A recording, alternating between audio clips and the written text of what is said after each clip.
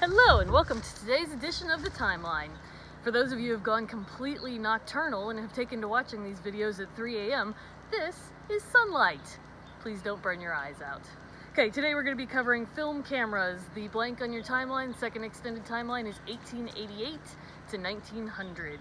This is not necessarily when film cameras were strictly invented, but this is when your average American gained household access to them. Oh good, and instead of a cat, I'm gonna have two giant golden retrievers. Fabulous. Your average American gained access to film cameras between 1888 and 1900. Before this time, photography existed, but required the use of a lot of equipment, including glass plates, that didn't make it accessible to the average person or practical for documentation of daily life or vacation, let alone Instagram, which didn't even exist yet. The invention of film cameras had an enormous impact on the documentation of history. It is one thing to read a description in a dry old history textbook. It is another to actually see it in the context of real people and their surroundings. One photograph can hold a wealth of stories and information. Since about 2010, the use of film cameras has rapidly shrunk. One of the drawbacks to film is that you had to take an entire roll's worth of pictures, usually 24 to 32 shots, before getting it developed.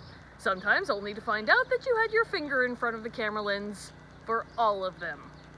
If you were shooting an important event, there was a decent chance that none of the shots would be good. But by the time you found out, the event would be long over and you would have an album full of photographs as your only evidence.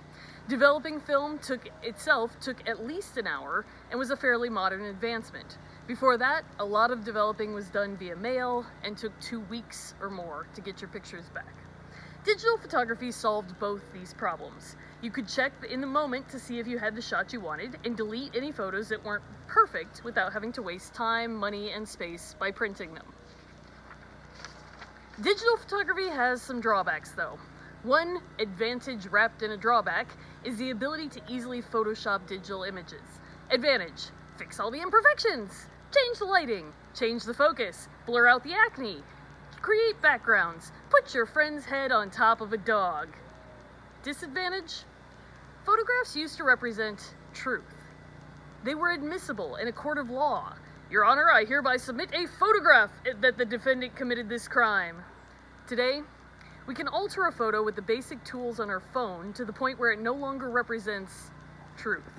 The truth was, you had acne. Your friend does not, in fact, have the body of a dog. That picture was taken in front of a green screen in Illinois, not on a beach in Hawaii.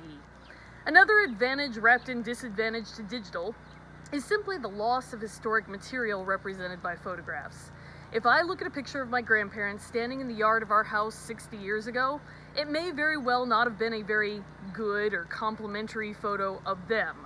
They may have been squinty or standing awkwardly, but I don't even care about that because there is a wealth of information aside from just the people. There is documentation of that shed that blew down in the storm, and the tree that now shades the whole yard but then was just a sapling. In the digital photography age, we tend to only preserve perfect photos, especially when there are people as the subject, and we end up cropping or editing out a lot of the background context. One final disadvantage is the way that we store and access digital photos. How often do you print your pictures? Ever?